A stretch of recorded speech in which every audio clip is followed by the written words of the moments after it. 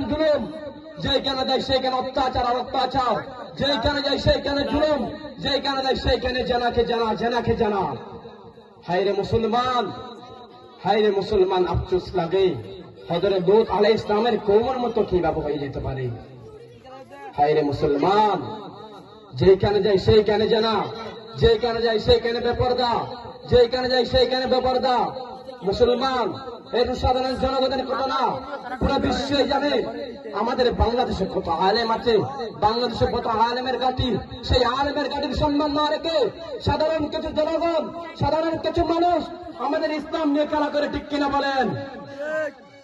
আমাদের বাংলাদেশে শুধু এটা না, আমাদের বাংলাদেশ সাধারণ জনগণ, আমাদের বাংলাদেশে আজকে যদি সব মুসলিম যদি এক থাকতো, সব মুসলিম যদি এক থাকতো, বিশ্বের কোন এমন কোন রাষ্ট্র ছিল না যে বাংলাদেশের বিরুদ্ধে যে একটা কথা বলা। আমাদের বাংলাদেশের মুসলিমের মানে এমন একটা মুনাফিকের লিস্টির মধ্যে উঠে গেছে, বাংলাদেশের মুসলমানের মনে এমন একটা গাড়ি হইয়া গেছে যে এটা লূত আলাইহিস ইসলামের কওমের মতো হইয়া গেছে। লূত আলাইহিস ইসলামের কওমের মধ্যে জানা চলতো, সেই লূত আলাইহিস ইসলামের কওমের সময় কোনো বিবাহ চলতো না। সেই জবান এখন আমাদের বাংলাদেশে এসে গেছে। যেখানে যায় সেইখানে জানা, যেখানে যায় সেইখানে অত্যাচার নির্যাতন, যেখানে যায় সেইখানে অত্যাচার নির্যাতন আর জানাকে জানা। আমাদের বাংলাদেশে এমন হইয়া গেছে যে লূত আলাইহিস ইসলামের কওম হইয়া গেছে। হায়রে মুসলমান, নিজের বিভাগে একটু চিন্তা করে দেখো। বাসায় বড় ভাই আছে, বাসায় বাপ আছে, বাসায় বড় বোন আছে, ছোট বোন যাইয়া গার্লফ্রেন্ড নিয়ে কক্সবাজার ঘুরতে গেছে, ঠিক কিনা মুসলমান? আমাদের বাংলাদেশে এমন হইয়া গেছে যে তার বাপ আর মেয়ে কোনো পৃথক নেই, তার মেয়ে আর ভাই নিয়ে পৃথক নেই, তারা একজন স্বামী স্ত্রীর মতো হইয়া গেছে। বাংলাদেশ এমন নিচু হইয়া গেছে মুসলমান, বাংলাদেশ এমন নিচু হইয়া গেছে, পৃথিবীর মধ্যে কোন রাষ্ট্র এরকম হয় না আমাদের বাংলাদেশের মধ্যে।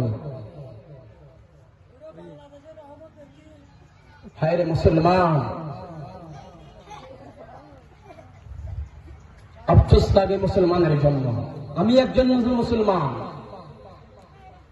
কোথায় ঘুরতে গেলে দেখা যায় ছোট্ট ছোট্ট মেয়ে আমাদের মতো গার্লফ্রেন্ড নিয়ে কক্সবাজার সমুদ্রের সৈকতে যায়, গার্লফ্রেন্ড নিয়ে এদিকে যায় ওইদিকে যায়। হায়রে মুসলমান, আফসোস লাগে এদের জন্য। এদের বড় ভাই আছে, বড় ভাই আছে, বড় বোন আছে, বাপ আছে, এরা কি চোখে গেছে দেখে না? এরা চোখে দেখে না? হায়রে মুসলমান, তারা আবার সমাজে এসে সমাজের নেতা খোয়ালায়, তারা আবার সমাজের নেতা সাজে সমাজে আসে। হায়রে মুসলমান, আফসোস লাগে এই জন্য।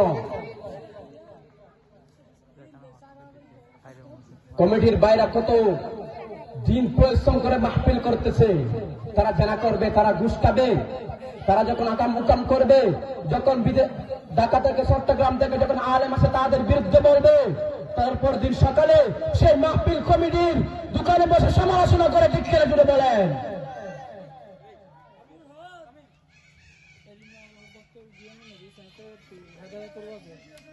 হায়রে মুসলমান, এখনো সময় আছে, দ্বীনের দাওয়াতে ফিরে আসো, এখনো সময় আছে, ইসলামের দিকে ফিরে আসো, এখনো সময় আছে, ইসলামের দিকে ফিরে আসো মুসলমান। আফসোস লাগে আরো কত কিছু দেখা যায় বাংলাদেশে। হায়রে মুসলমান, আল্লাহর কাছে তওবা করো। আল্লাহ কিন্তু সবাইকে ছেড়ে দেয় না, এটা কথা মনে রাখবেন। একটা সামনের জীবন কিভাবে কাটাবেন আল্লাহর কাছে এইটা তওবা করুন। ইউসুফ আলাইহিস সালাম তার জবানে আরো দেখতো, ওয়ালা ইয়াজুন নাস মা ইয়াকুলুন। সাধারণ জনগণ কিভাবে শান্তি থাকবে? উপর থেকে আসে 50,000 টাকা, 1,00,000 টাকা, এমপির কাছে আস্তে আস্তে হয়ে যায় 60,000 টাকার থেকে 40,000 টাকা। এমপির কাছ থেকে যখন চেয়ারম্যানের কাছে তার থেকে আসে যায় 30,000 টাকা, সেই চেয়ারম্যানের কাছ থেকে যখন মেম্বার আসে তার যখন হয়ে যায় 20,000 টাকা। জনগণের জন্য আসতে 1 লক্ষ টাকা, সেই জনগণ যদি 20,000 টাকা পায় সেখানে কি হবে?